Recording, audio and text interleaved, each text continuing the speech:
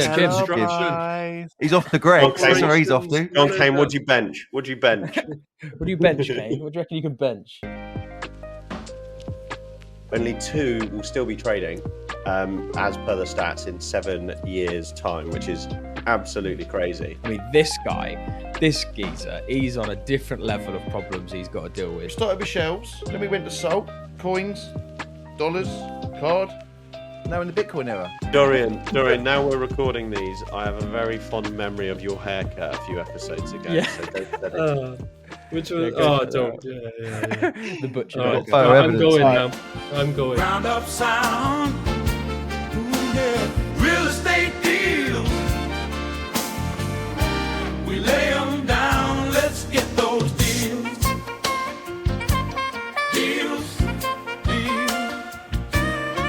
Deals making money, baby.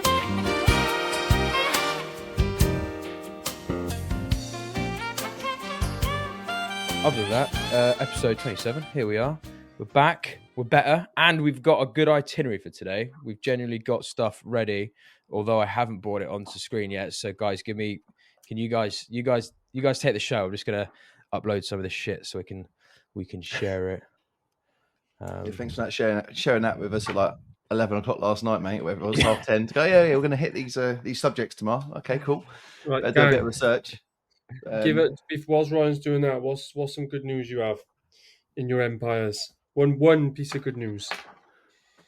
One piece of good news: we're getting closer to Christmas, which means we're getting closer to completion on our bank site. It's all hands on deck, man. We just got kitchens going in and trying to get decorators lined up, and just want to get out of that. And obviously, I've got more bad news than good news. D, planning is an absolute pain in the bum.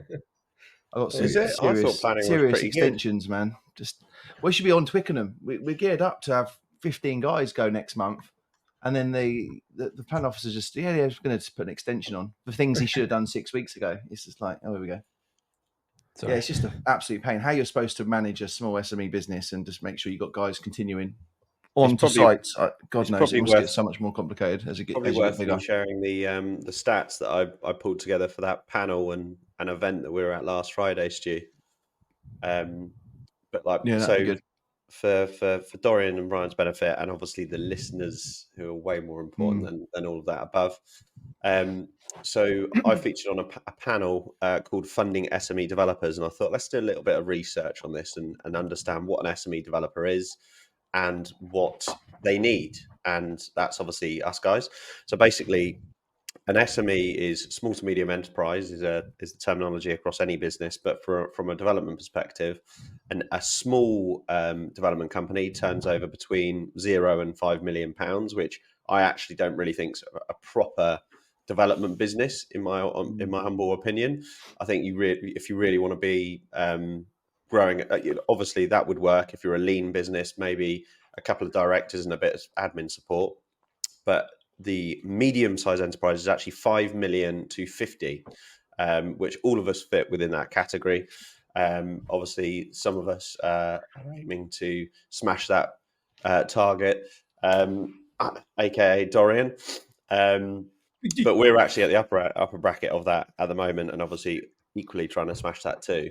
But anyway, so the research that I did, a small enterprise has 50 to 60% chance to have closed within the first 3 years, and a medium enterprise has 40 to 50% chance to have closed within the first 3 years. So essentially, anyone in the UK that sets up a development business, standard part of the stats, there's basically 50% blended chance that in 3 years you won't be alive. And then our business is 7 years old. So I thought, I wonder what the percentage is for a development business at 7 years old. So I searched up, and there's 20% chance that a development company of any size that's been set up will last 7 years. So imagine if you're in a room, obviously with 10 developers, only 2 will still be trading as per the stats in 7 years' time, which is absolutely crazy. And the 2 main reasons that they fail is actually, I thought the stats would show that would just be incompetence, and people, we've been to talks where developers have actually gone bust, and then we find out that they're paying themselves 20 grand a month in directors' income, and you go, well, no wonder that business didn't work. Any business where the director's pulling 20 grand to fund whatever habits they might have is going to fail. And just as a little bit of a to put that in context, I've never paid myself more than 12 grand a year. And I know that all of us are similar to that. But anyway, and utilise the dividend as well.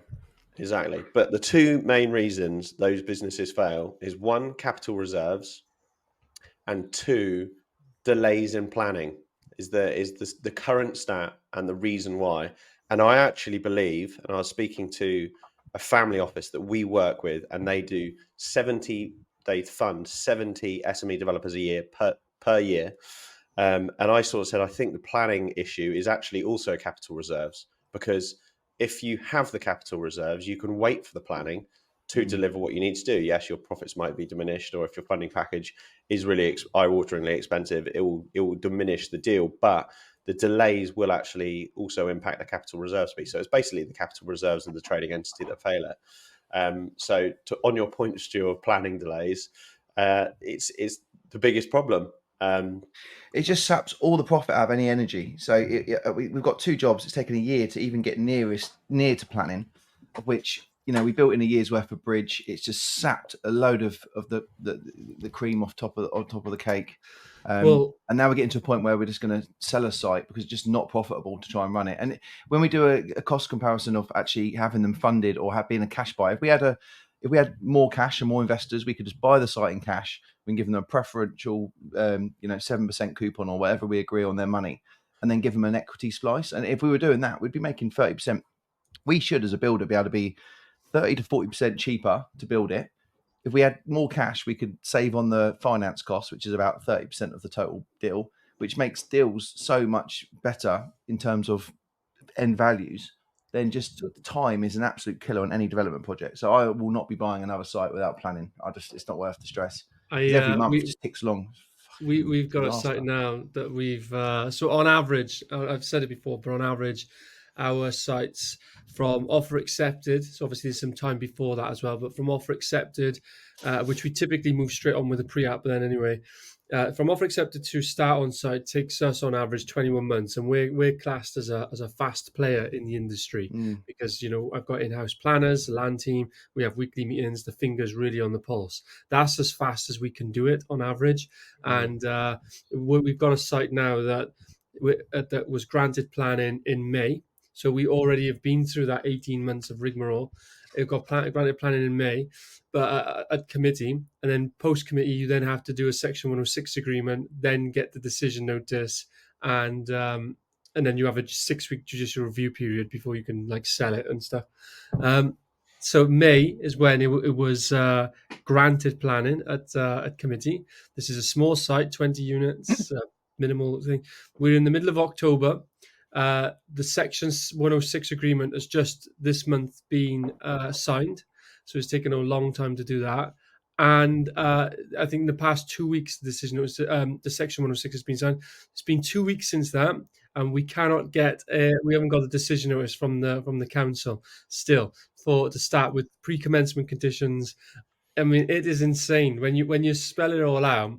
You're like, this is just carnage. This is carnage. It's like the government set targets for an 8-week decision time. Is their target where they stripped everything else out of it. So that's just to get a letter to say you can now proceed to the next step. And then the 106 can take 4 months.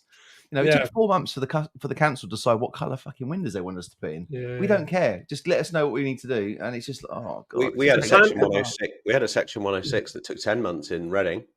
Yeah, that's why you should avoid Reading. And then there's all of these reports being done at the minute, investigating the reason why we aren't in housing ties. I'm literally invited to one. I'm going to be speaking today at a panel later on this afternoon, and there's loads of reasons, but up there, number one is the planning system, in my opinion. But they're not really doing anything about it still. I know they say they are, but they're not really. Well, Labour have done nothing to change anything yet. They're not going to really say much in the budget, I don't think. But unless they bring back right to buy or we spoke about this in the last episode, didn't we? That the banks won't let it happen. the banks will not let it happen, and they hold all the power in this country, unfortunately. And if the banks won't let it happen, they can. What they've done is gone. Oh, the problems with planning reform. I'd love to be in Ryan's like den where he has all these little rabbit holes that he's going down and string on the wall like James. Mate, he's James right. Bond He's film. right. It's- We were yeah, on but it's- Monday together. The thing is, and though, everything just links back to that fucking bank. Mate, Well, honestly, we're talking about the box of ants being shaken, right? We're all talking about the planners being a problem, and it's the person shaking the box, which is the gift. Yeah, They'd rather have all these problems just to fight about than actually sort the root cause. everything in our economy, everything in our world, as complicated as we like to make it look, and the media likes to make it look and distract us, all comes down to human beings, incentives, and decisions. And everything, it's Greed never and been power. different. And money. And money for all of history. Essentially, an economy is the extrapolation of human time and energy. So whoever controls and centralizes the most amounts of that makes most of the decisions, and the banks make most of the decisions. And the banks are too heavily indebted into the property market, and they just will not let house prices go down. So the best way for them to go up is to constrain property delivery and pull it on and off like a lever, bring mass immigration into the country so they can artificially up demand, and then they can put it back on and they can keep lending out more money and utilize long-term government debt again and quantitative easing to be able to do the same thing. It's just a cycle we're always in and planning at the moment. I love it how the original question was some good news from this week, and we've Yeah, just no, gone I on was a thinking massive this- rant. Fuck the banks. Fuck them all. I Bitcoin. just want to say a quick quote, right, from the Rothschild, which was, "Give me control of the nation's money supply, and I care not who makes its laws." So it's all down to whoever controls the money controls the laws, and they'll make it as complicated as they want for us to sit and argue and to have debates and go. I think to there's probably Parliament. one solution for this, isn't there, Stuart? What's that? Revolution. Bitcoin. What's that, mate? Is it? Tell me about it. What's it about? Revolution. I told you about it. I do have a solution, though. I do have a solution. So we as a business recognized the planning issues and everything else from the start. And maybe it helped that our expertise wasn't in property or planning when we started our business. So we wanted to just be as diversified and low risk as possible. Hence HMOs and then PD, right, HMOs, and then going into apartments, diversified, trying to be smaller apartment units, etc. What that does is allows us to I'm interested to see this actually, if because of how bad planning is now, let's say you have £1 million. It used to be, if you got £1 million, you're better off going into one scheme because you can centralize the purchase price. It's one transaction, it's one planning lot, it's one that. And you can move that forwards and you can maybe get, say, 100 units out of that scheme or whatever. But now maybe it's better because of those planning delays. Now it may be better to take on, say, 3 different purchases, transactions, planning lots, etc., to split your risk. So on smaller sites, so that it's a little bit more guaranteed. Like, we're not dealing with massively contentious issues on our planning. We're just dealing with a bit of incompetence, but we don't have to deal with, like, these long S106 or long planning conditions and other things that come with it, because they're pretty straightforward schemes that are almost a guarantee with the council. There is still the bullshit around them, but we can split our risk into different baskets. So lower unit sizes, but a wider spread is possibly the way forward if you want to hit scale more predictably and not have that risk of being one of those 80% who fail by year 7. If you want to scale, in my opinion, then you find yourself or collaborate with an investor that understands and is willing to have a bit of patience with the capital, and you structure as many deals as you can that are on contract positions with as minimal, obviously, deposit and option stuff. These are like the ones you have to take through planning yourself. And your investment partner covers the pipeline investment, and if you can manage to land a deal like that, it doesn't really matter on the delays. Your focus is just constantly going to be about building a bigger pipeline, and as long as completely agree that, yeah. I mean, the rules of the game are set for us. We're not really going to change them. The only thing we can do is build our business the best way we can around the rules that are already set. So that's one of the main, from the capital point of view, from a deal structure point of view, from an appraisal point of view. And then once you accept the timescales, they are what they are, and your model, it's going to take 2 years on a site with planning. That's how much I'm going to fucking give myself, 18 months to 2 years. That's it. You've got to build your model around it. The problem you get is when you go into a business and you kid yourself and say, that's going to take me 3 months, and then it just doesn't. And then you get so stressed and screwed, and you've brought in the wrong capital. What about the other it's, risk though? It's of not.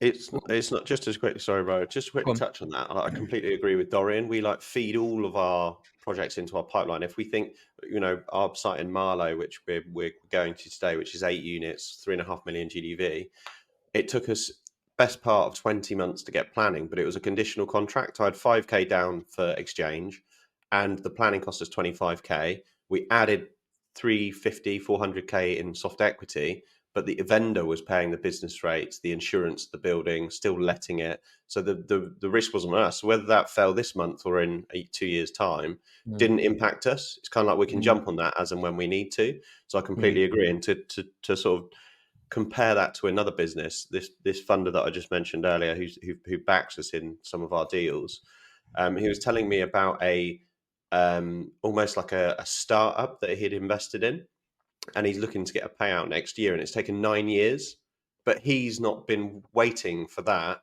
to live off and to build his business off. He wasn't expecting that to be turned around in a year. It's all about building pipeline of investments and projects and pipeline, whatever it may be. And that's nothing to do with property. It's actually to do with data. And he's getting a payout 9 years later. Hey, Big how's it man's here. going? Who's that in the He's background? going to the gym. Head He's of going to the gym. construction. He's off the Greg. Okay. That's where he's off to. John Kane, what'd you bench? What do you bench? What do you bench, Kane? What do you reckon you can bench? You measuring bags of pasta, didn't you, Kane? Yeah, he's going to get a butty. Going to do his sight rounds this morning. Enjoy yourself. Valuation day, boys. Another 100k in the till. That's it, We're going to mate. bring him on That's as a it. guest soon, are we?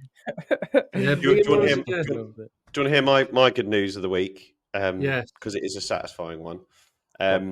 So our site in Tame, which is 20 flats and 6,000 square foot of office space, we had an investor pull out on the deal because they were getting cold feet about the end values.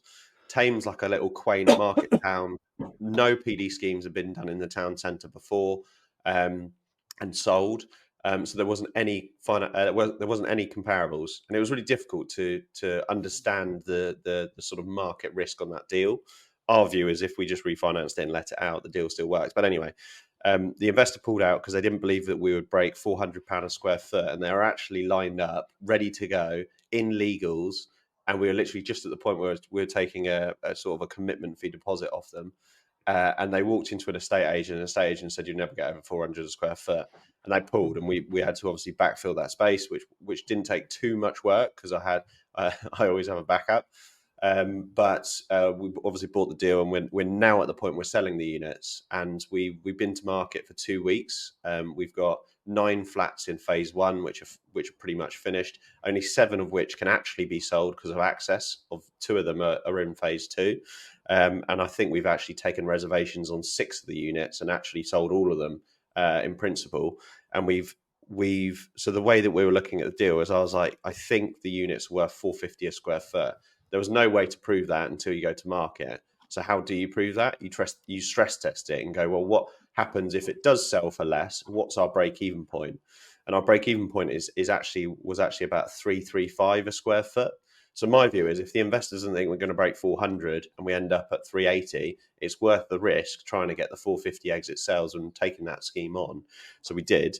And we're selling at over 450 a square foot for everything that's under reserved. So it's kind of like one of those moments where you go, you know what, glad we did the deal. It's going to be probably in excess of 30% return on GDV, and just that little bit of satisfaction where you go, I knew we were onto something here.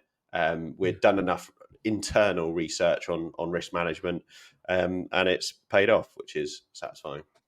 I'll say something else that's paid off. This time last year, Bitcoin was at $29,683 dollars, and a year later, it's at $67,240. 67,000. That's what 110% return on investment in a year. That's a proper investment, boys.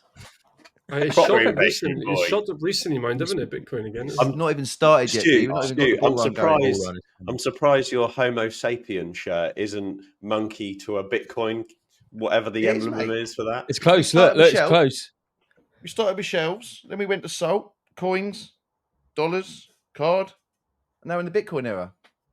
It's Halloween. It scares a lot of people. I thought I'd wear it. before I put a shirt on and go to work. I've got a But fun people are fact scared for of you about. Bitcoin. It's like, whoa, what's this new thing?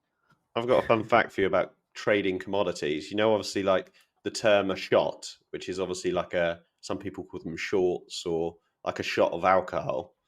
That actually came from like the Western era when cowboys used to go into the You've saloons done this one on here, and mate. they used to trade their bullets, which was a shot, for a shot of whiskey. So I'm surprised that's There not you on go. there. Old school I'm sure commodity. that was Now on we're back episode to two. the Homo sapiens. It's the was it the Stone Age and then the Iron Age and then the fucking rest of it. They all Do you they all reckon were. it's going to do? Do you reckon it's going to go to that next one then, Stu? After Bitcoin, what was on that film? We're with going to hit Justin Timberlake? $100,000 by Time? Christmas, mate. We're going to hit between 80 and 100,000 is my estimate between now and I Christmas. really hope not, because I want to buy more over the next year, and it annoys me when it goes up. There we go. Well, I've got another thing to add. I've Another thing got. to add about the planning thing. Just on We're on good news, Dorian's. mine, Ryan. Yeah, good news, mate. All right, good news. Good news. Good news. All right, here you go. Here's one. So we've got our investor funnel up and running now with the ad funnel and stuff like that. It's taken us 6 months to get this thing rocking. We're spending 25 quid a day, and just yesterday alone. So Matt and Hugh. So Hugh's my father. He manages the investor calls, investment side. I manage all the marketing and things like that. And then Matt is managing the back end of those things now. And we're genning Matt up on how to take on some of these investor calls and things. And we're spending 25 quid a day. 25 quid a day. We've got this great funnel that's pre-qualifying, doing all that shit. And just yesterday alone, 3 calls booked in, 3 calls all showed up, 3 calls all with over 300 grand of investment, and 3 calls all closed out, all want to go, all happy days for 25 quid a day. Where are you So we're like, advertising to? Facebook ads. Facebook. Is it Facebook, is it? Or Instagram? Facebook ads, yeah. Meta. Meta's suite of social services. But Do you know if they come like, from such a good Facebook return. or Instagram though? Do you know that? I'm not sure. Not entirely sure. Not entirely sure. But we have that data in there, but Matt looks at all of that stuff and manages all of that. But for 25 quid a day, 3 investors, all with 300 grand. It's like securing Is this, $1 million quid. Is this when you say investor, sorry, Ryan, this is for your portfolio building business, right? Yeah. Yeah, cool. Awesome. Yeah. You have to pay Apple now if you advertise on Meta, don't you? Unless you load your account off through your desktop. It's just Is if that what you you have pay. to do, is it? It's just if you pay for your app, Apple charge you. But if you load your Meta ads through the desktop, you don't have to pay that fee. Yeah, I was thinking that exactly as you were saying that, thinking shit. I always do everything off my phone, but yeah, if you can do it on your desktop, don't do that. It's if the cost is massive, mind. It's huge. Yeah. So 17-18%. Is it that much? Yeah, I just pressed OK and got on with it. But yeah, waste of money. That's what happens when you're loaded like you, Stu. You just boom, boom, boom.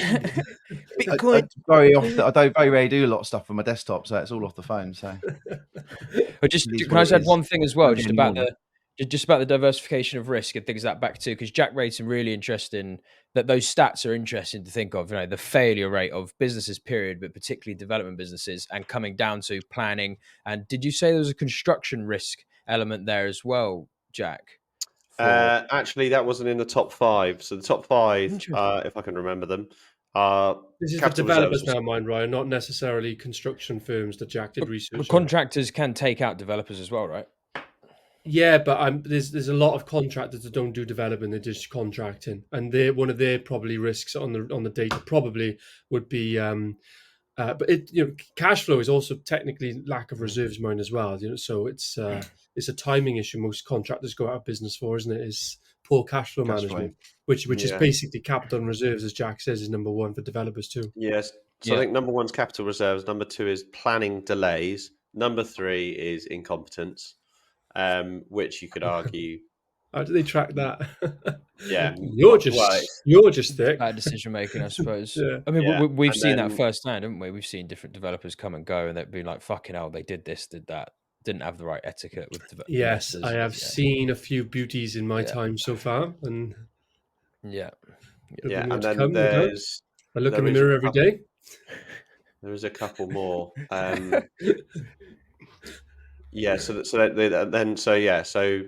Capital reserves, planning delays, lack of experience or incompetence, and then the last 2 are market downturns, which is a bit. I feel if you've got a rental model sort of forecasted in your exits, that can protect that. And then the very last one is dependence on single projects. which has been a huge one, and something we integrated into our business from day one. Like always be delivering 3 to 5 projects, so that you're always hedging your, obviously in different areas. For us, we can do that with different contractors, to sort of because there's areas around where we live that even in market downturns they still hold strong, and then we have other schemes outside those areas which are probably a little bit more risky. So yeah, hedging bets. Yeah.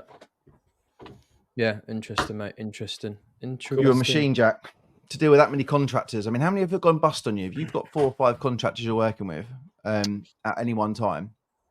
Yeah, we haven't actually had a contractor go bust and not finish the job. Right. We've had a contractor that's closed their company and then carried on working with us under a new entity. Phoenix. Yeah, and we've also had contractors, well, only in the HMO business, where they've got like halfway through the job and I've just sacked them off the job because they're not doing what they need to be doing. But yeah, to this touch wood, to this date, no one actually. I mean, our PQQs, so qualified questionnaires, are pretty detailed. So we check out like capital to debt ratios on there. So we do like a full DD credit, credit checks on contractors, and we really should only be dealing with them for 2 years. And the way that obviously cash flow management goes is it very really happens. Next month we've had a bad month, so we're going under. That's not the sort of contractor we're dealing with. So yeah, fortunately, I think that with enough preparation and due diligence on your contractor, which is really important for us, because obviously we're not actually the ones doing the construction and we don't have any control over that, are quite detailed. Mitigate that risk. Yeah. I look forward to seeing your site this afternoon. I've been lucky enough to be invited to see Jack, so I'm going to go and see 3 of his mega sites. I'm going to have a little whip round with him and a few of his other followers. That'd be quite good. Have a beer later on. So, Jack, are you saying, just to summarise those percentage of success rates, you're saying if you've been around for 7 years as a developer, so a trading developer, so you're actually on sites and you're moving sites, and not your land, but people who are taking sites from start to finish and exit, not just people who are, they're a developer, but they're just like land and planning gains and things like that. So if you're actually a developer, this is pure development businesses. Development business, and you're saying if you last 7 years, you're one of 20%. Yeah, man, that's actually higher than I thought it'd be. To be honest, I thought it'd be like 10% by 7 years. I mean, you say that, but if you, for an example, consider that we're in, the developers club, for an example, and there's 100 members in that, 80 of them are going to be twiddling their thumbs in 3 years. Wow, it's interesting, isn't it? Because nobody ever wants to go into business. You're thinking, like, when we all set up our businesses, no one's ever, well, I don't think anyway, you never want to set up a business thinking, right, this business is going to last 3 years. When you set a venture up, or when I set a venture, it's like, this is going to last even after I'm gone. Yeah. I mean, it really does make me jealous of other businesses that have found a much easier. My dad always said to me, "Work with your head, not with your hands." And unfortunately, I'm just a glorified builder at the end of the day. So I've used a lot of muscle and work ethic to get to overpower my lack of IQ. But for an example, a very good comb. For an example, I was chatting to a good friend of mine. His brother runs I can't really reveal too much, but he basically he's compiled an algorithm which supports businesses to get data on certain things, and every time that they click to use that data, he gets like 10p. But he's worldwide, and the clicks are ridiculous, the volume's ridiculous, but it's one API generated tech platform. He's the only employee in his business, and he's turning over like 8 million a year, and his overheads are like whatever he spends. That's it. Yeah. And when you look at what we're doing, it's fucking hard work for a lot of for a lot less. So I do often get jealous of other smarter ideas, but it's hard. Yeah, I think we've all got the same, haven't we? Like, I got a page in my notebook of just ideas, and there's so many different things I want to do. The only limiting factor really is capital. To be honest, being able to have risk capital to put into these things, these ideas, There's this, and a lot of them I would class as potentially more efficient / smarter, or just lightly less resource intensive models that are more scalable, with more like a national and global impact. With, if you want to take a development business national or even regional or national or global, the infrastructure and the people needed and like that, you are talking like a serious operation. Whereas if you manage to do something tech and online oriented, you can be global in a click of a button. Really, as I was speaking to an ads person as well, Ryan, and we was talking about running funnels and ads for something that we're working on, and then they came straight away and said, "Do you want to expand into the US? This would do really well in the US." Straight, it was just like we haven't even started yet, and there's like that global limitation was just like, "Do you fancy doing this in the US?" I was like, "No, let's focus here a second." But if you want to like be a developer, imagine being in like a developer club and talking like, "I've got this site in Tame," and then someone just goes around and say, "I've got this site in Texas. Do you want to have a look at that?" So, well, it's you can leverage. It's the benefit of developers, and most traditionally we're slightly different here because we're in like our own echo chamber where we use certain social media and things like that. But most developers aren't using social media when they're already big and established. They may not need it because their network's going to be super strong anyway. However, the younger developers, like people like us guys and other guys that we know, utilizing social media, what they're doing is tethering on a more scalable and international marketing funnel, which is giving them access to more capital, and capital is a fundamental resource for developers. So in essence, you can kind of leverage international status to raise money, at least as a developer, if you utilize social media. And if you don't utilize social media, then you don't get that international reach, and you're only limited to your immediate network or your locality, wherever you go and network in person. So I do think there are ways you can leverage it, but I'd just like to add that the it's always, the grass is always greener. So we're saying like running a tech business is, a subscription model is obviously one of the best models you can run as a business model. But you've always got scalable businesses that have to go and burn through so much money and so much cash flow and for the risk, where actually the people we spoke to always want to invest in property. So the grass is always greener. It's like we're sitting here doing property development going, oh, it must be a much easier, raise capital to grow a business internationally. They come with so many different risks, which are equally as stressful, where they make their money or they make X amount of capital and then want to come and talk to people like us to actually secure their money longer term. So it all depends on what you want and what your strategy is. But I wouldn't say, I would say property development is the safest investment to make. What Dorian touched on earlier, that all of his limitations of ideas is capital.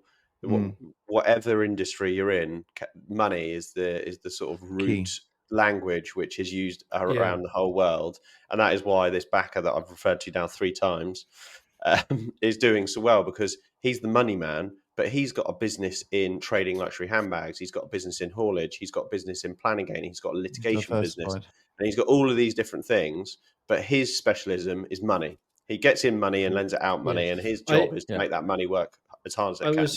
I was speaking to a fund yesterday, a principal of the fund, and this is a $500 million asset under management fund, and they were interested in, like, they've got in our business and another social and affordable type of businesses, and he basically said exactly the same, Jay. It's like their skill set is money. They have basically a bank of investors on a much larger scale who need to just place capital in large swaths, and then their job is to allocate that capital in the most efficient way to get the target returns plus their fees and all that sort of stuff. And then when we was talking about our business model, they're like the business, etc. I think they could do something. Just one hitch. And the hitch is they don't want anything to do with construction, because they just see what you'll find is that people that were like special in money, But what we found is that they do not like construction at all. They like plays, like they like calculated investment plays. It's like if you take that site and you secure it and you value add it through the planning system and you can forward sell it, and it's the defined capital, defined term, even if it's a long term, and here's your exit with an uplift. Even though it's risky, that's quite simple. If you take a vacant building and you have to convert it to flats, and then you've got a 20-year lease on the back end, that's still a very simple play, and it's very easy for them to model it and calculate it and run it through and say, as soon as you bring the construction side inside and be like, 1,000 variables now, basically, they're like, yeah, we don't want that. Too risky. Yeah. But I predict a change in market sentiment though, because I think the way the world's going and looking at the SaaS industry is super interesting. I know we're talking about some other smarter alternatives as ways of making money, which I understand to some extent, but really there's a huge bubble right now, like in the SaaS space. There always has been, and it's just waiting to burst. And we're seeing it in the VC world, where allocating and deploying large sums of capital is becoming harder and harder to do, because technology is racing marginal cost of production down, meaning a team of 10 can now do what a team of 100 people could do before, meaning VCs are stuck going, fuck, if I want to deploy $1 billion or £1 billion and try and make any meaningful returns, not only was it difficult before, because you need to deploy that much capital, you need to have good businesses that need a lot of cash or cash in reserves or capital expenditure to justify the investment. But now it's not as justified, so they'll need to turn large amounts of these capital towards sectors where they can still get healthy returns. And if you break it all down, construction is that sort of linchpin in our sector. So I think there'll be a change, particularly in PE money and VC money, over the next few years as SaaS becomes more and more unviable to invest large amounts of money. I think we'll see appetite for construction coming back, with people who've got fucking lots of money, and they'll start to look at it going, well, it is a risk. It's sort of an unknown risk, but ultimately, what else can we do? How else can we deploy this $1 billion we've got? Because we can't get it out the door as quick as we wanted anymore in the SaaS world or in other technology. Maybe in manufacturing they could, but they're not all going to go manufacturing. Because that's all even more of an unknown risk. At least property is a bit more, straightforward, which is the benefit of our business. As long as you sort of know what you're doing, it's quite predictable. There's things that get in the way, but it's quite predictable compared to a SaaS company that's in a ever-changing market. And is the business model even going to be there in a year's time? We don't know, but property is still going to be here in a year's time. With high interest rates, right? That's the thing. Is that it's risk off at the moment. It has been for the last 3 years. It's been difficult to raise capital, but the second interest rates drop, people need to put their money to work, because it's going to be debased by inflation. So that's where investment properties and investing in developers will become. We've got another 4 years of it now, hopefully. So see what happens. I mean, this episode will probably actually be launched in 3 weeks, which would be the after on the day of the budget rate change. So it'll be good to. I mean, it's actually in the agenda. So let's. Well, yeah. Should we look at agenda? Do it. Agenda. Sounds good. Let's do it. All right, here we go. We have an agenda for today, ladies and gentlemen. Bring it up on the screen. So we're going to start with Elon Musk. So we're all here on this podcast. We're entrepreneurs, we're business people. We're talking about the problems we deal with to grow our businesses. I mean, this geezer, he's on a different level of problems he's got to deal with. He's on a different planet, mate, literally. He's literally going to a different planet. So this is more of a celebration for, the ultimate entrepreneur in the world at the moment. Just looking at the weekend he had and what he got done in that weekend. Everyone's got the same 24 hours in the day. This guy's definitely got more. But I just wanted to start this with, when I was doing a bit of research just to pull out some of the information we could pull up on the screen, I just typed in on Google, Elon Musk recent news, and it just shows like the fucking mainstream media. Like, if you just look at some of these headlines here. So all I did was typed in that, Elon Musk recent news. And then you got the Rolling Stone saying Republicans tell Trump that Elon Musk's new super PAC is blowing it. And then another one from Politico. Elon Musk's politics are crashing hard into his business. And then Vanity Fair, Elon Musk, the Trump campaign surrogate. CNN, Elon Musk and other billionaires invest staggering sums into elected Donald Trump. CNN, Elon Musk expands his empire of misinformation. There's literally he's just had an incredible weekend, and all the mainstream media can talk about is negative, biased news on him. So It's slightly hilarious, interesting mate. to My check. CNN app that goes off every time you hear about Kamala Harris and anything to do with Trump. It's just so funny to watch it. And when you see past all that and you just see how they're trying to manipulate you, it's laughable. I literally tried for probably about 5-10 minutes on Google to find the stuff on Elon. And I just went, do you know what? Fuck this. I don't even know why I'm going to Google because I don't go to Google anyway. I usually just go to X. Went straight to X, found all the information we needed straight away. You just can't trust the mainstream media now. Like everything's so skewed. So I went to X and then, yeah, it's mental. But so let's see what Musk did over those few days over the weekend. So Elon Musk will be giving a series of talks throughout Pennsylvania from tomorrow night through Monday. If you'd like to attend any of these, blah, blah, blah. So it's about his super PAC, which he's created to help support Donald Trump's campaign, to get people out, get people voting in America. And he's literally going to the major swing states and helping Trump on his campaign.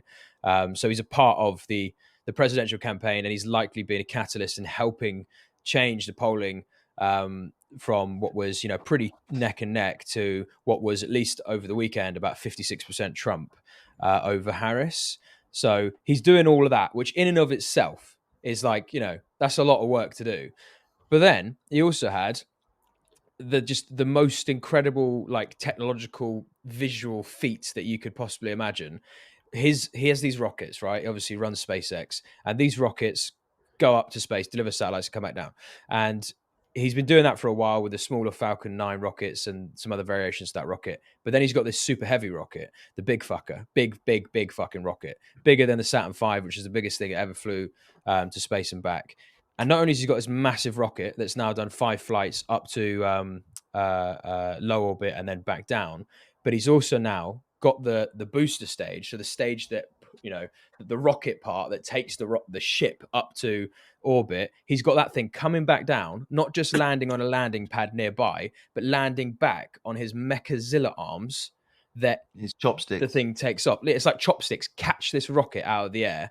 And this has gotten a lot of press, obviously, on social media, but not enough in mainstream media for just how amazing this achievement is. And you can see a snapshot of it there. And I'll just let me bring up that's the size of Big Ben. We'll just shy. That is a big lump of metal that's been gone up to orbit. Massive. And let's just have a little look at like one of these videos. While this is playing, he was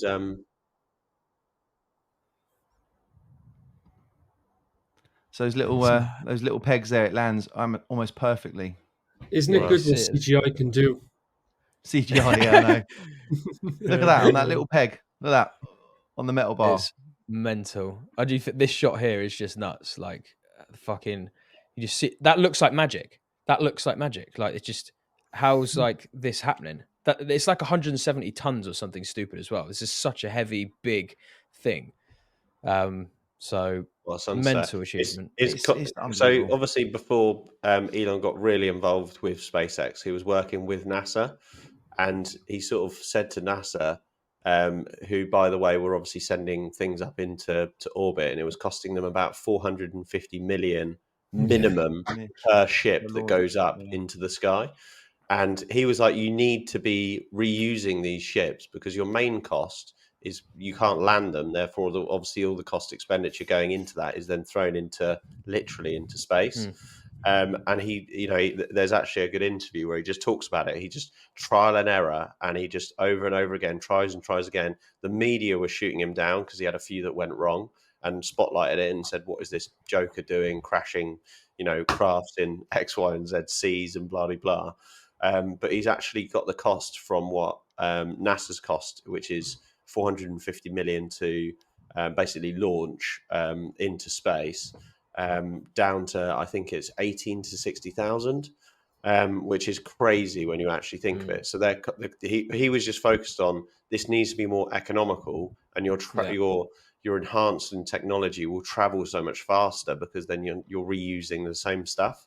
So it's amazing that someone like that can be so powerful and overtake.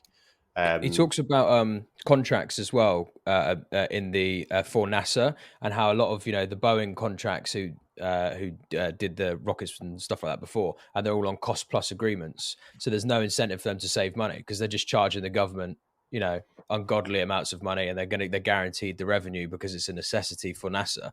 Whereas he came in and went, no, I'll do it on a fixed price. Here's a fixed price. I'll do this and I'll guarantee that quote. He talks about it's quite an interesting way he came in and effectively took over market share because of a better contract position rather than a cost plus agreement, which obviously is usual in construction industry as well. He just went in and said, I can guarantee this price. So it's quite interesting. Mate, And Elon then, Musk is the biggest disruptor and the best entrepreneur that's ever walked the planet. He's in so many areas, and how you make all these businesses grow at the rate he's making them grow is just mind blowing. How he's doing it. But this is where it's important though to see as well that obviously the space. He got him. He put money in from his PayPal into SpaceX back in 2002. So we're talking 22 years, mind that he's had like quite a pioneer vision. It's obviously been crafted more and more as time's gone on. But he actually dropped 100 million of his own money into something, an idea. SpaceX. Back in 22 years ago, and he's been working on it since for 22 years. We're not giving up, and obviously raising money along the time.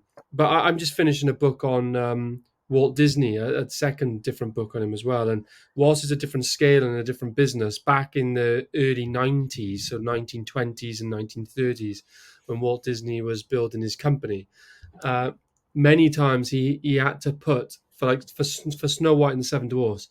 He put the entire amount of money in Disney that Disney had, mortgaged everything that Disney had, mortgaged his own personal assets, sold his personal assets, then even had to borrow more money to go into effective negative. So if it didn't come off, they would have been like $1 million in the red, which back in those times is obviously huge numbers. But it did pay off. So it's like, I think they say, didn't they, that whilst I'm not downplaying anything that obviously Elon's doing, we've touched on it before.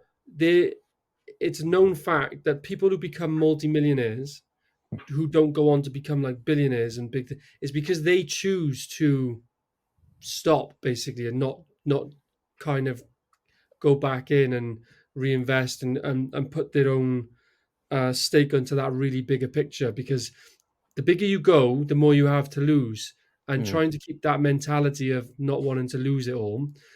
I don't really think Elon cares if he loses it. Do you know what I mean? It's like it's not about it. And in an interview with Walt Disney, he was the same.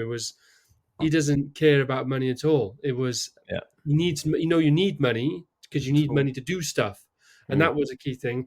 I know that I need money because all of the ideas I want to do, even with SpaceX, Elon had to put the first 100 million in for anybody else to become interested to go in with him.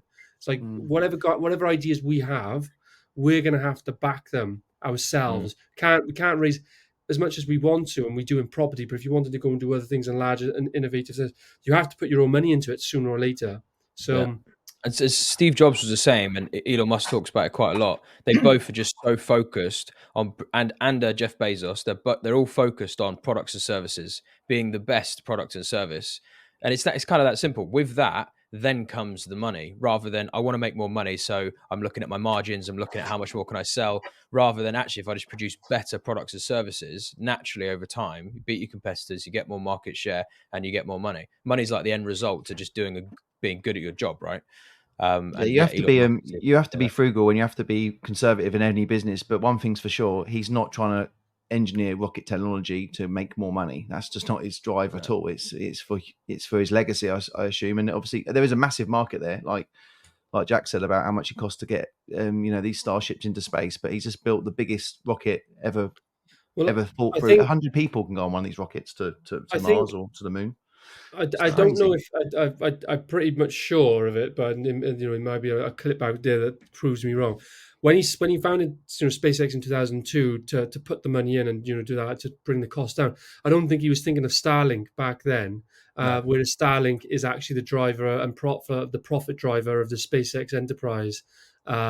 You know, That was a and purpose to create he the ta- technology, wasn't it? he To talks build about that as well. He talks about that as well, where he would struggle to convince the public on then convincing Congress, then convincing for NASA to then convince Congress to raise the amount of money required to get to Mars. So he went, well, fuck it. How else can I make enough revenue to fund in the private sector, fund the Mars mission in tandem with NASA, because they still need government funding to some extent. But if he can produce significant revenue for SpaceX, he can help justify some of the risk capital to get to Mars. And he just went, well, all right, well, we can deliver satellites to space. Well, why don't we create our own constellation of, widespread Wi-Fi and broadband for people in rural areas? There's a market to be addressed there, and that's effectively what he did. And realized that there was billions and billions in revenue, and that will fund the mission to Mars.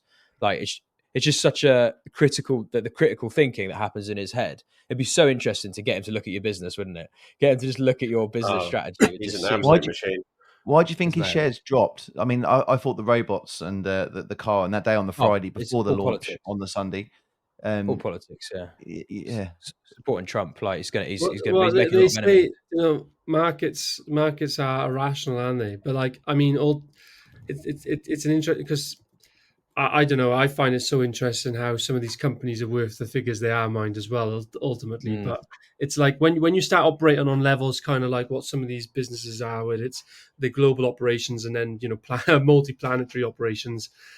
Fiscal figures is just arbitrary, really, isn't it? He doesn't really give a shit. It's like as long as the business itself is operating, they've got cash flow and they've got funding lines and stuff like that. That's the real important things, because market shares sooner or later will come back around. Well, markets normally drop on good news. So, and then obviously when the bad news happens, that normally is at the end of the bear cycle. And then normally, if it can't get any worse, then markets pump as well. So, good time to buy a few Tesla shares. And speaking of Tesla, because it wasn't just SpaceX, and it wasn't just the fact that he's helping Trump in his rallies, but he's also then did a Wii robot launch. So anyone who remembers iRobot, famous movie, came out in I think 2001 with Will Smith and Sonny.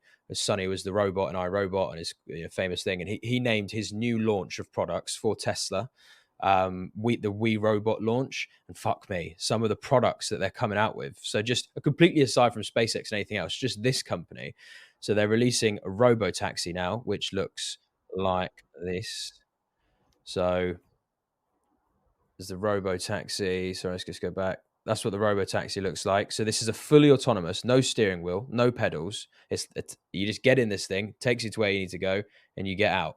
So it's game changing shit for city areas, urban areas. I'll tell you, it's game changing for the fucking planning policy. If they can reduce the amount of parking needed for areas of urban, no one's going to need cars in 15 years' time. They're going to jump in a taxi, or they're going to jump in one of these. You need a quarter of a parking space per flat, and you can build more units, which is what I'm hoping for. And he talks about that at the Wii robot launch as well. It's worth looking at. He shows like cityscapes of LA right now and the congestion of parking and things like that. And then there's just renders that then show what these spaces could become without the need to have cars parked everywhere, because the cars are always going to be mobile, taking people to and from, rather than having to sit still for 80-90% of their lifespan. And then obviously he's got Optimus, the robot, as well. And there's some really uncanny footage. So I'm just going to play some quick snippets. During the launch, he allowed 8 of these robots to walk around the crowd and interact with the crowd. And the audio is not great on this, but try and listen to this robot. And this is like just where it's at now. Extrapolate this, the next year or two, and where this technology is going to get to. Here we go.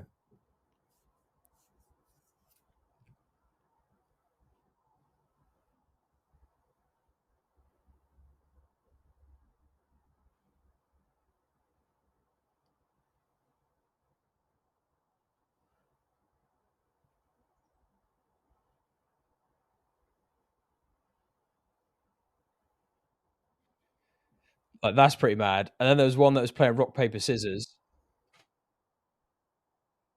Like, that is, if you've seen iRobot, the film from 2001, that is the old generation of robot in the film. Like, that is them a lot, like real now. It's kind of fucking nuts. Are you boys going to get one? He was talking about in the time. If they can lug bricks around and lug plasters around, then yeah, for sure, why not? Yeah, It's, the construction and manufacturing yeah. sector will massively benefit from them. I was thinking about walking the dog and doing the hoovering. To be honest, if I can get one in the house, I'll be buying one immediately. Fucking hell. But the cars so as well, anyway, like these robo You taxis, should like just he's not get only a bought. you should just get a robot dog. It doesn't need walking. Yeah, pretty much. These 'cause cars, they- though, he's also thought about the way that you charge them, so it just rolls over the map, bit like when you charge your phone. He's done autonomous cleaning, so they'll have cleaning stations where the car just turns up, automatically hoovers everything, gets it clean, and out it goes again. It's just brilliant. Can't wait. Yeah, because for they say to there drive was around. a law passed in the UK, wasn't it, in this year, where they're expecting self-driving cars to be legal in the UK by 2026, isn't it, or something like that? So a couple of years away, and it may very well be that there'll be self-drive cars coming around, and all the Teslas auto drive mode will be enabled, and then we can work while you I think the big difference a minute is if it's self-drive, but then if the law is that you can have a self-drive car, but you're not actually allowed to be on your phone or do anything whilst the car is driving itself, I think I'd rather drive, to be honest, because I don't want to just sit there do nothing. Do you know what I mean? Then, like, you imagine the car's driving itself, you're still pulled over being on your phone. Huh? How much more productive will you be if you're not having to drive and you can be driven where you need to be? It's like you can do quite a lot more. No, but yeah, if the law is that if you can if the car can drive itself and that's allowed, and I'm allowed to be on my laptop, then that's fine. I'll go all in on that. But if there's something stupid that you can have a self-drive car, but you can't still be on your phone or laptop because you have to still be able to be in control. Won't be. It won't be because this no robo taxi's got no steering wheel, no pedals, so you couldn't affect it anyway, I suppose, unless there's like a kill switch or something. But I mean, I doubt it. It's what's interesting is to see what happens now in the sharing economy. So like Uber, Lyft, and these other companies compared to Tesla. There's going to be a big market share battle that's going to happen over the next few years, and I wonder who's going to come out the winner, or if Tesla end up just leasing a fleet of these cars to those competitors so that they can kind of have like universal market share anyway. They're benefiting from both ends of the spectrum. Be quite interesting. It is really important to see, though, isn't it? Because that car was being driven in California already, so they're already allowed to do, utilize those type of technologies on public roads, and you can like the whole culture for driving innovation, must be, and I'm obviously not from this, so I don't know, but a lot more receptive to new ideas and allowing legislation to change faster. Whereas in the UK, we are we're still quoting laws from over 100 years ago. It's like that also is a big barrier for what's the point in innovating really in the UK when you know that you've got to change 50 laws spanning back 100 years and it just isn't going to happen. It's the benefit of the United States system, isn't it, with the 50 different states and then the federal level of laws as well, where the states can be competitive with laws and regulations within reason, within the federal laws, but it can create more competition within the country. We just don't have that here. You've also got homeland security breaches as well. So obviously these are completely, even the electric cars of today, like all the data, the visual, then literally you've got robots all around your streets. You can spy on any country by having all the data that's being collected. So I think that's another risk that they're talking about. But imagine these robots as actual like site security. Just one lives on site. It's probably got LiDAR, infrared, movement sensors, missiles out the front, recording, machine guns built into the wing mirrors. It's legit though. Like these robots. Again, he talks about these robots as well. For anyone who's not heard about them, and he plans to get them to about $20,000 a robot. So they should be eventually cheaper than your average car. The upside for a construction business, a manufacturing business, and then eventually just for the people at home to own one of these robots is so big that they're inevitably going to become mass market. And Elon himself thinks it's going to be the biggest product of all time. Just humanoid robots, the sector itself, everyone will have them and then some. He thinks it'll be a 3-to-1 ratio, 3 robots for every human on the planet. So the opportunity there is fucking huge, and the robots will build themselves. So that's like hard to get your head around. But that's Elon. Do we want to live in a world like that? That's the other question. Yeah, I mean, it's kind of scary, isn't it? But that's Elon. Now, should we move on to some market stuff? Because to be fair, guys, even if that does happen, people still need to live in a house. So Property's all right. Property development will still be all right.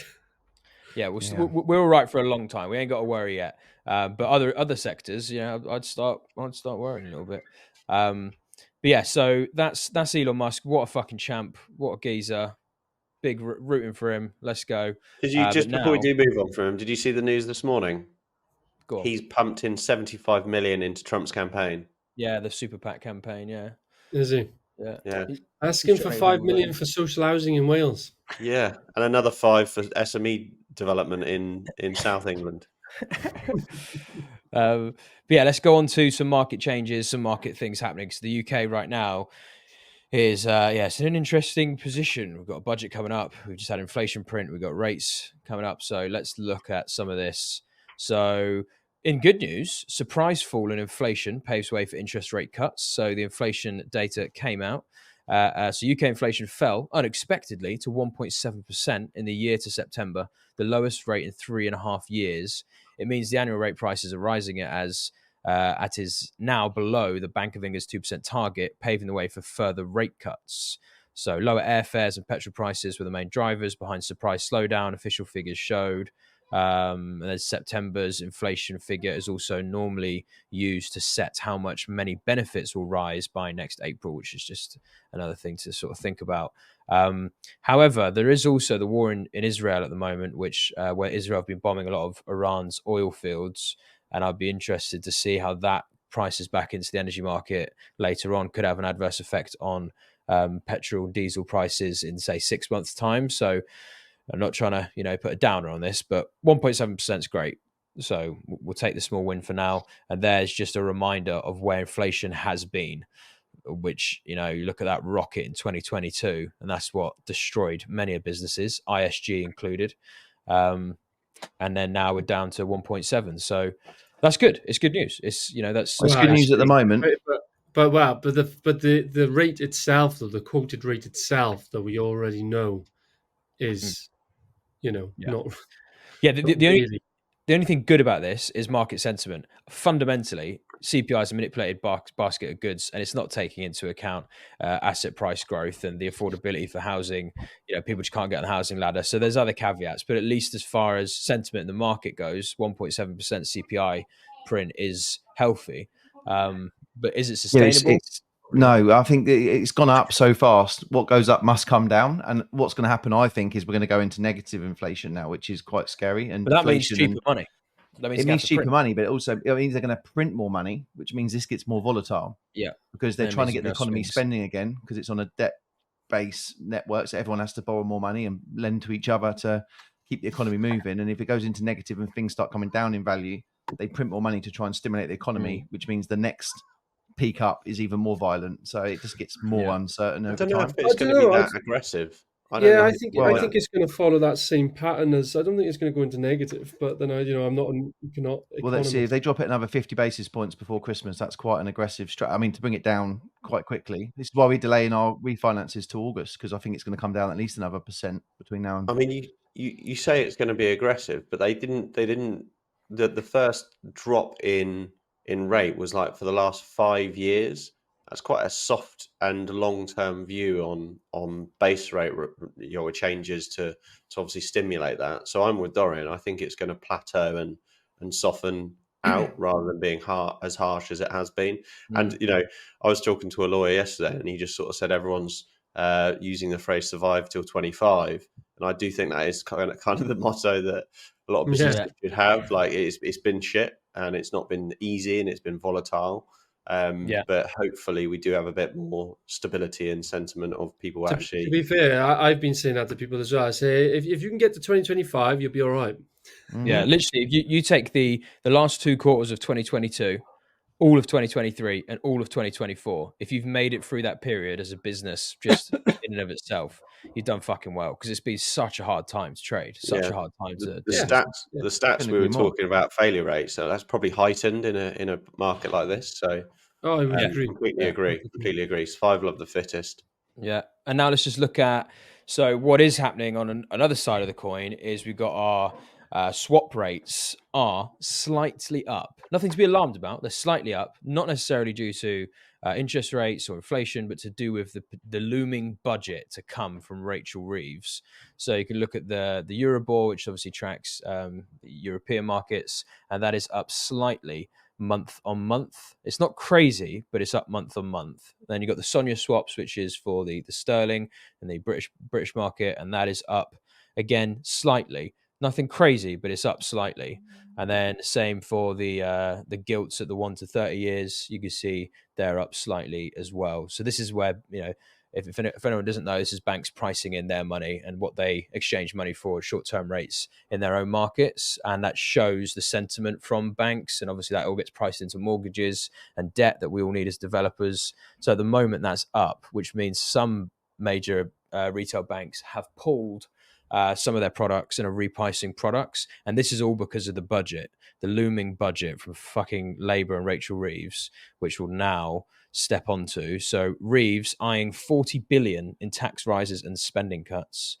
So Chancellor Rachel Reeves is looking to make tax rises and spending cuts to the value of £40 billion in this month's budget, government sources have told the BBC. Now, I know in the world at the moment, we're used to hearing big numbers, particularly because of America. But we've got to remember that the UK is a much smaller economy. I'm not saying it's like, tiny, but it's much smaller than the US. 40 billion to us is not the same as 40 billion to the US on a sort of proportional basis. 40 billion is a lot to the UK economy. It's a drop in the ocean for America, to be honest. But for us, it's a lot of money.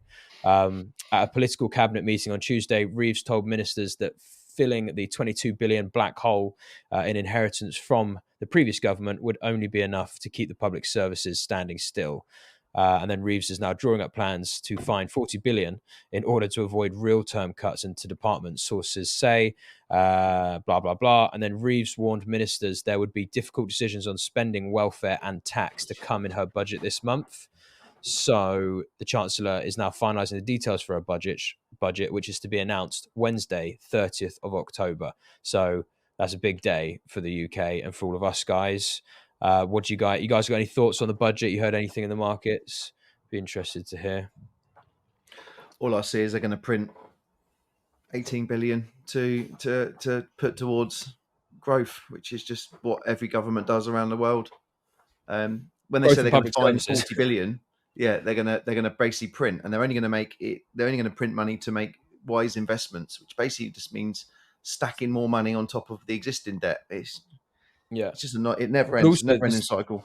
But also the wise investments. What did they just do with the unions? There's another 10 billion in public sector pay. Like it's just crazy. Like they're just spending money on unproductive in an unproductive sector, and then obviously the private sector's going to have to pay for that. So the tax issues, the flight of millionaires from this country, the sentiment for business owners to want to even do business when they're talking about the kind of tax hikes they're talking about is scaring the markets, and that's why.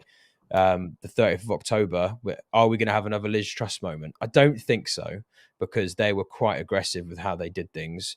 But, do we think there's an upside? They'd have doubled that. It would be 80 billion by the end of their term. This is just the start.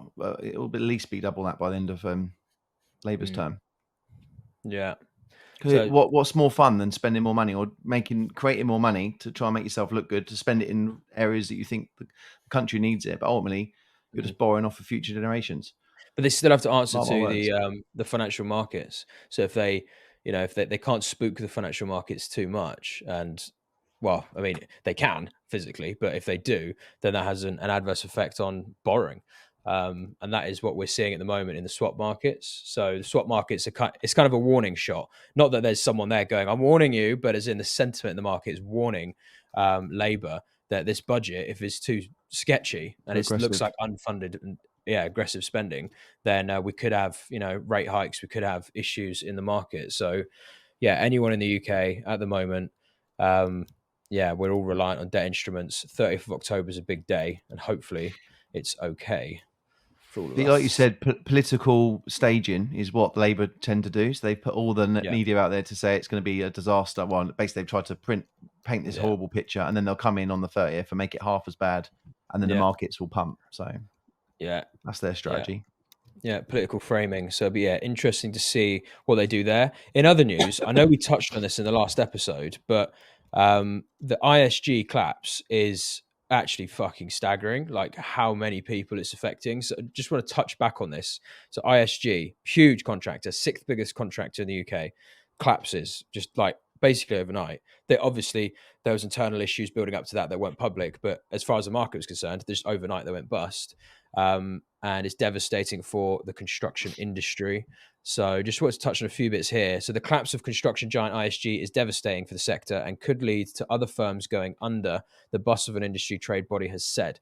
So the chief executive of Build UK, Susanna Nicol, told the BBC's Today programme that many smaller firms in the supply chain would not now receive money, putting their future at risk. Workers and suppliers have told the BBC they are shocked and demoralised by the news of ISG's collapse. The company, which holds more than 1 billion worth of government contracts, fell into administration last week and 22,200 workers were made redundant with immediate effect. And then another headline, ISG collapse impact far worse than initial estimates. So industry analyst Glenigan says its data shows the impact of ISG's collapse is far worse than the initial figures suggested. First analysts' reports focused on the repercussions of contractors' fallout on public sector projects, which accounted for a third of ISG's pipeline. However, Glenigan said these reports significantly underestimated the impact, which will affect the whole of the construction sector for months to come. ISG had 57 projects totaling more than 2.5 billion in progress on site and have been awarded 33 contracts on a further 1.7 billion of work at the time of filing for administration. Additionally, 3 projects were close to completion. And then there's the press were trying to make it look like there's an agile opportunity for suppliers here to come in and pick up pieces, but I don't think we need to touch on that. But ISG's collapse presents a major challenge for contractors and subcontractors who could be left seriously out of pocket and risking a large number of jobs. Glenigan's economic director Alan Willan said ISG's demise is set to dampen overall industry workload in the near term as clients look for contractors to complete projects currently on site and as recently awarded projects are re-tendered. Its subcontractors and suppliers will be under increased financial pressure, and contractors nationwide will need to review work and with their own supply chain to minimize financial stress and avoid any additional loss of industry capacity. That last sentiment there, industry capacity, is quite an interesting one because to lose such a big contractor, now there's this hole, this void of contracts that need to be fulfilled. Who's got the capacity to step in and fill that hole? But anyway, that's it for headlines. I don't know if you guys have got anything more on ISG's collapse or you've heard anything else in the market. Well, I know they publicly, one of their public correspondents said that they've pinned the the main issues resulting in insolvency to legacy projects from 2018 that they'd entered into from 2018 to 2020 that became loss making. Obviously, their projects were really big projects that spanned years. So it is highly likely that some of those jobs got hit severely hard with inflation. Obviously, I don't know the details of the contracts at all, but it's what I'm finding in this sector as well, because we're client based too, i.e. we have customers, housing associations, local authorities even, that once you agree the price for them and lock that price in, we're on fixed price all risk contracts still. So is everybody else in Wales, pretty much. There's a minority of contracts that are more collaborative. Other than that, they pin the entire cost risk on the main contractor. And I've actually been involved and experienced loss-making projects in this business and projects that are not going to plan, mainly because of inflationary pressures and impact that were way higher than expected and unforeseen. And, I can tell you firsthand that whilst there was some sympathy and help, it was nowhere near the same level, the level of the actual cost that that did happen. And I actually had conversations myself with some housing associations and said that if you brought in somebody else to finish this job, it would cost you more than the extra money we're asking for, basically, to help with this pressure. And they said that they can't help, it's contractors' risk. So it's all well and good, statements coming out blaming the main contractor, stuff like that. But ultimately, nobody enters into projects wanting to lose money and wanting to go out of business. And if you enter into a fixed price all risk contract and something major does happen with inflation and you've not hedged it properly, you will 100% get hit. And just the problem is the level of inflation we had from 2021 was like nothing we've ever seen before in the construction sector. So, it like kind of is what it is really. When if you're making a 6%, 7%, 8% gross margin on a job and costs go up 30%, 35%, it isn't rocket science to say that unless you can restructure your price or you have sufficient reserves, you're going to go out of business basically. Yeah. Yeah. And That ripple effect. And the ripple effect. ISG. Yeah, I mean, we spoke about it at the meeting on Monday, and it was something like 600,000 people were inadvertently affected by ISG's collapse. Doesn't mean 600,000 people are all fucked. Just means they've all felt the sting of this collapse. That's 2% of the working population of the UK feels the effect of one company going down because of the supply chain, the subcontractors, and everyone else involved with these, massive projects. So there's definitely more to come on this. And just to sort of say what Alex said on Monday is that I can't believe it's not been more mass media because it's quite recent. Most people are on 90-day terms, so the actual ripple effect hasn't really hit the market yet, where people aren't going to get paid. They've come out and said I bet you any money behind the scenes. I think one of the reasons why it has not been much more pressured and outcry from government and stuff, because I bet you any money behind the scenes, a lot of those contracts were government contracts on fixed price contracts, and there's probably a paper trail of ISG asking for more money because of inflationary impact. And I bet you any money that there's some probably paper trail of them being refused more money and refused extra assistance because, and then that could still come up in the future, but that happened to us in effectively the public sector, and we're really, really small. So I bet you it's happened to them. I was just going to touch on normally if there's two private sector businesses working and there is a misprice or a mismatch, it's normally a conversation and a common ground found so that the project gets complete, whatever industry it's in. Like you say, Dorian, you go, actually we can't build it out for what we could have done.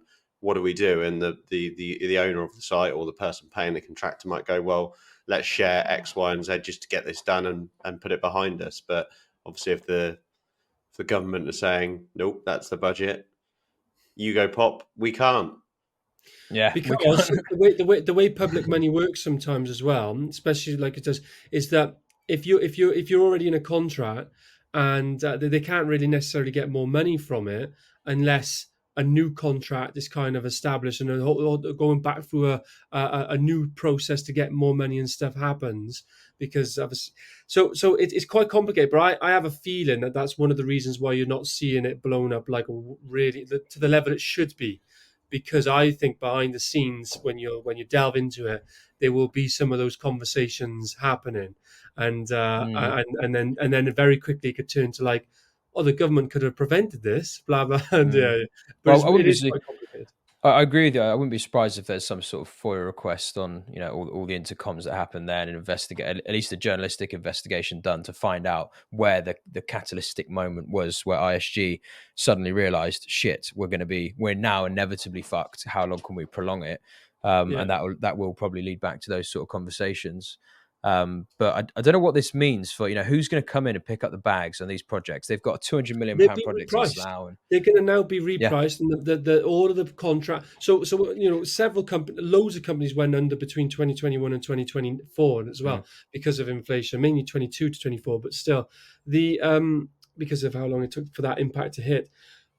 The jobs that some of the contractors here in Wales went under on that wasn't given really the level of extra funding needed because of what the real price is.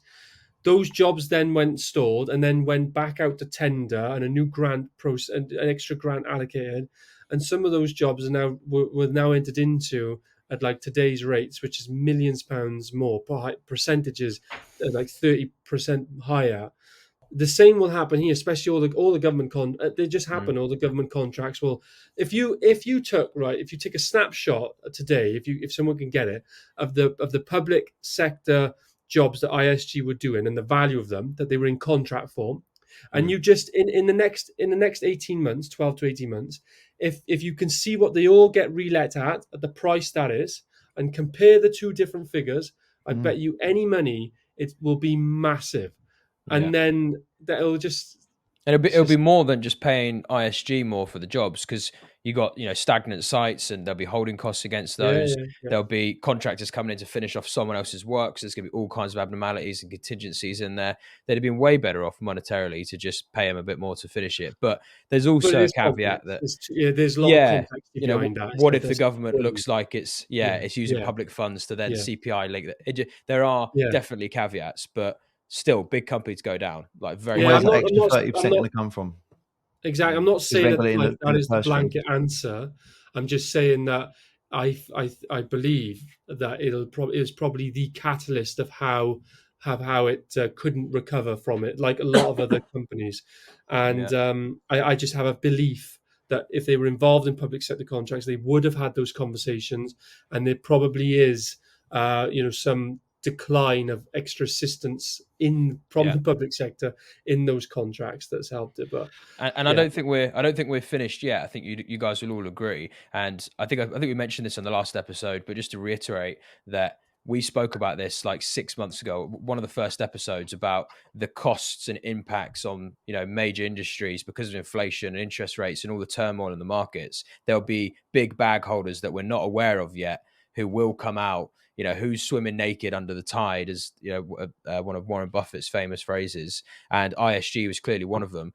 Who's next? Who else is next? And we've seen, and I know we spoke about it briefly in a group chat, Metro Bank seem to be sketchy at the moment. This is not me, I'm not speculating, but from what we've experienced and from what others have experienced, their reps are like non-existent. We just can't get hold of their like business managers, if you like, who manage our accounts. So literally one day they were there, the next day we just can't get any responses. And Metro have had issues before as well, and that's a bank, not one of the big banks. And then there's going to be other big contractors, other big suppliers. Who else is in a similar situation? Because ISG, they're not a one-off. There's going to be many more others that will probably fall out over the course of the next few months until we're back into a more stable footing.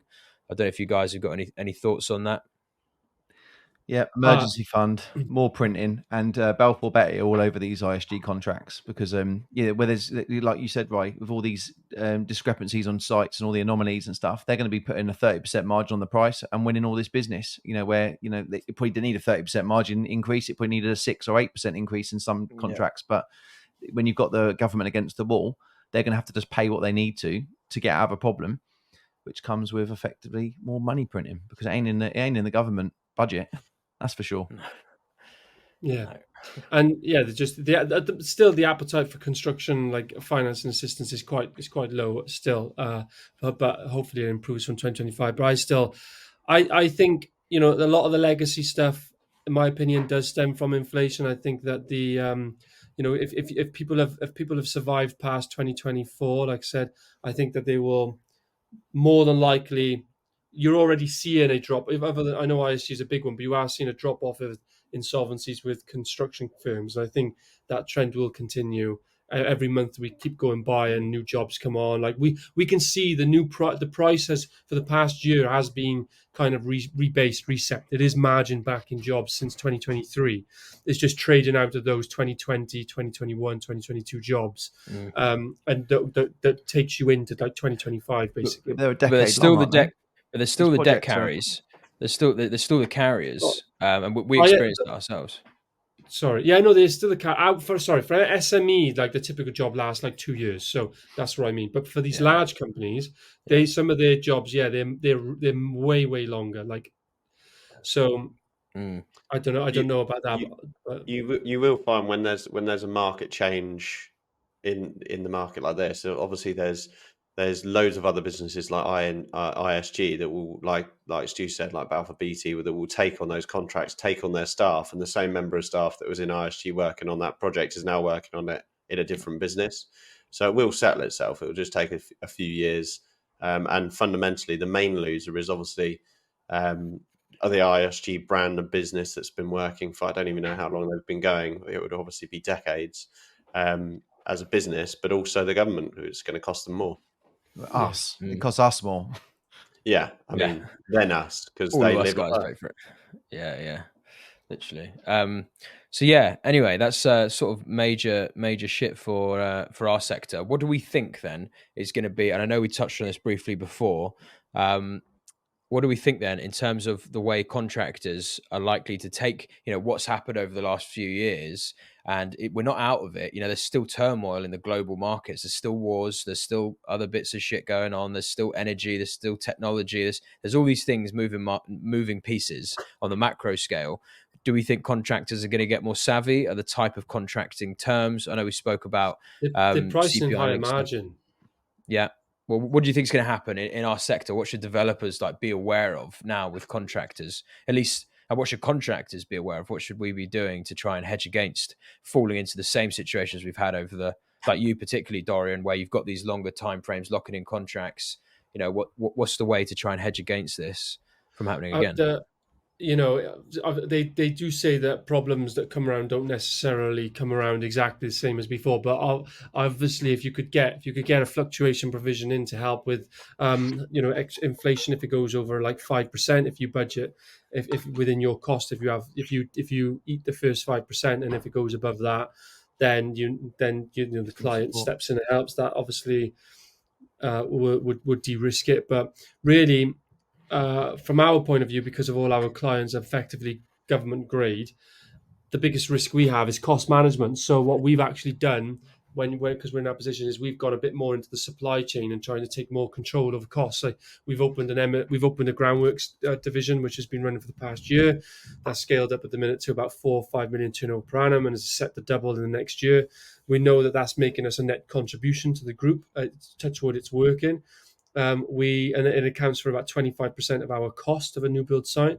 We are also looking heavily in M&E. I've actually literally onboarded an M&E manager to explore about heading up that division. Is he the guy from ISG as well? Yes, correct. Yes. Yeah. The one good thing, so it's not a good thing, but the one thing is Jack touched on. There is an undersupply of resource in the construction sector. So if 99% of people with ISG would be able to find a job again within 1 to 2 months, I would put or 97%. But we just employ one of their contracts managers. Literally just taken on one of their contracts managers. And some of the people we spoke to had multiple offers, just within a week. So it is an undersupply of good people. They'll find a place. But yeah, really, for us, it's cost management, big cost management by far when we're in a fixed price contract. Yeah. What about you, Jack, from the developer side? Yeah, go on. Yeah, I would also just touch on there. I was listening to a podcast with basically someone that works in contract litigation and force majeures and things like that. And there was a crazy stat that he said. He said the average project in the UK in construction is 9% over budget. And that this was just a general stat, and I probably listened to this podcast two years ago. But this was back in the day where people were putting a 5% contingency, and the average was 9%. So the average was double the average contingency, which is why now banks would only look at. I mean, don't get me started with banks and contingencies, because they don't even release it when you need it anyway. They just keep it in their back pocket and take the site off you. But you obviously need to model risk. Obviously, we had a period in construction that was more like hyperinflation and is very unpredictable. And it was a really difficult time for a lot of construction businesses, and even us. We are on the other side. We had fixed price contracts with JCT contracts, and those contractors that were saying we're not really going to make any money on this. If anything, we're going to lose it. And you have to have that difficult conversation to make sure that the project can still be finished. How do you incentivize them? Because the worst part from our perspective, I actually want a contractor to make money on our site, because then they're motivated to finish it and to get the last installment. If they're not going to make money on the site, all the energy gets sapped out of that position, no matter what stage you're at. As soon as you know you're not going to make money on something, it's kind of like turning up to work and you find out you're not going to get paid. Why are you stood there? So the motivation is we as a paying contractors want the contractor to make a margin. Kind of the better margin they make, the better, because we'll roll on to another project. So we're always trying to support that. And I think that is essential. Evidently, the government didn't necessarily have that attitude with ISG, and look what's happened. So again, I think that it always has to be a conversation. You have to know your numbers, and depending on how you run, I personally think construction businesses are slightly better if they're slightly smaller with higher margins, because you can absorb those changes. And obviously, the changes aren't huge swaths of £1 billion. They might be 100 grand one year, and then you have a good year the following year. Jack, here's a question for you. It is. I need to shoot off. I've got to go to site. All right, mate. No problemo, big man. There's a cliffhanger there for that question. Yeah. I'll ask the question and we can answer it next week. But my question is, if you're working with a contractor and they are running out of money and they're honest with you, would you lower your specification to help them finish the job, or would you hold them to ransom and say, no, that's the spec? Or would you sort of lower it and work with them to try and squeeze the last part of the project? I'd structure a deal where the spec stays the same because it's going to sell the stock, and we always want to be one better than every other bit of stock on the market. But I would agree some sort of creative deferred payment structure that when we're in funds for X, Y, and Z, they get their margin or whatever it may be. But definitely make sure that they get taken care of, unless they've had a big boo boo, an internal unless they've made a mistake. Like for an example. Our bookkeeper has dropped the ball. We haven't had our finance reviews in our HMO business since July, and I'm still getting their recurring zero invoices. And I've just sent them an email saying, you've had a member of staff internally change. I'm not paying for that. You pay for that. And the service needs to be brought back up. And then I start paying again. And the owner of it's quite a big firm, just said, fair enough. And that was it. But if the issue was, a big legislation change, and now their fucking business model is fucked, and it's slightly different. If they've internally not managed something correctly, I will have to make them wear that 100%. Yeah. You can't control that. I was just swallowing external incompetence, otherwise, aren't you? Yeah. But I mean, guys, we've hit our agenda, so we can all wrap up here if that's easiest for everyone. I've got an 8:30. Happy Halloween, boys! Halloween special. Happy Halloween. It's a roller coaster. Thanks for waking up, Rye. Yeah, no problemo. Thought I'd show up today. But yeah, big love, guys. Thank you for everyone listening at home. That's been episode 27 of the Ground Up Podcast. Mad. We're creeping up to 30 pretty quick. We've released these episodes. Survive till 25. Survive till 25. That's the sentiment from this episode. I'll see you at midday, Jack. Looking forward to it, mate. See you later on. Big bro. Have fun, guys. Big love, and subscribe. Share this podcast, and we'll see you next time. Do you reckon Jack and Stu share combs when they're on site? Yeah, probably. We do what? Share combs. You both got the same comb overlook, It's funny, actually. You two have the same haircut. We have the same haircut. It's like mops. Dorian, now we're recording these. I have a very fond memory of your haircut a few episodes ago. Yeah. So go which one? Don't. Yeah. The butcher. I'm going now. I'm going. Bye-bye. Ground Up Sound.